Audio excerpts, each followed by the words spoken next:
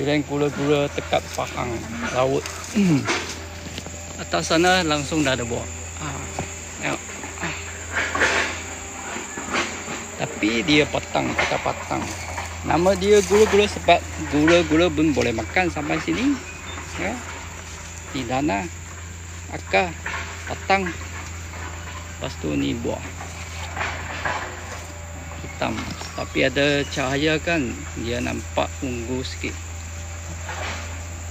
Nanti kita angkat satu buah, tengok dia isi warna apa.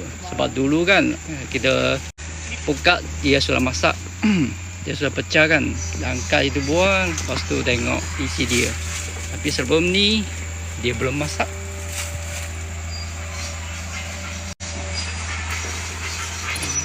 Tengok ni.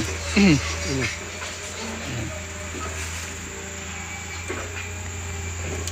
Bos mama. Dia yang pasal pakai ni lah. Sebab tak bagi tu tupai ataupun binatang kacau. Lepas tu bila masak, dia akan masak 2 minggu lagi. Belangat. Abang pergi lepas masuk.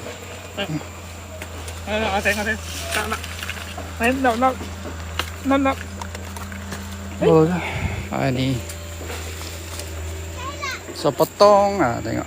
Tekat. Okey.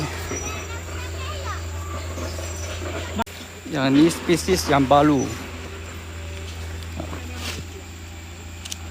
Gula-gula. Ni pokok dia. Okey, kita pergi tengok isi dia. Belum masak belum ni. Sebab dia ikut color kulit dia. Dia tekan apa warna isi? Merah. Putih. Putih merah. Tak ada isi. Isi dia. Merah mewah. Kalau dia muda macam ni. Ya, muda dia macam ni. Ini kalau muda dia. Dalam dia merah, ungu-ungu. Ya, lepas dia masak, Dia jadi coklat. Biji dia jadi hitam coklat. Tapi isi dia sudah kurang lah. Tapi sebelum masak dia macam ni. Ini kulit biji ni. Ini merah dia bukan isi biji. Ini kelopak biji. Isi yang putih ni. Kita makan. Apa rasa? Belum ada rasa lagi. Muda. Belum ada rasa.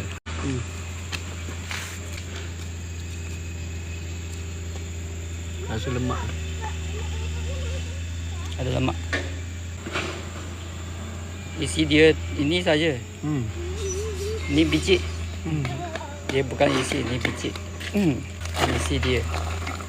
Ini isi saja. Ya. Ni macam aja. Macam kulit bawang putih. Macam bunga. Tengok. Makan. Biji pun boleh makan. Ada kau ni kau. Cisak kan kau. Tengok, ungu punya dia punya. Ungu ya. Yang. Besar pun jadi ungu. Dia makan dia ambil biji Okey. Ni durian. Durian apa? Durian gula-gula. Kalau lebus boleh makan ni. Lebus lah. Oh, Lebus lah. macam Ada tu kacang apa? ah. Lepas tu belum masak lagi. Memang 2 minggu lagi. Durian gula-gula. Okey. Sampai sini sajalah. Sekian, terima kasih.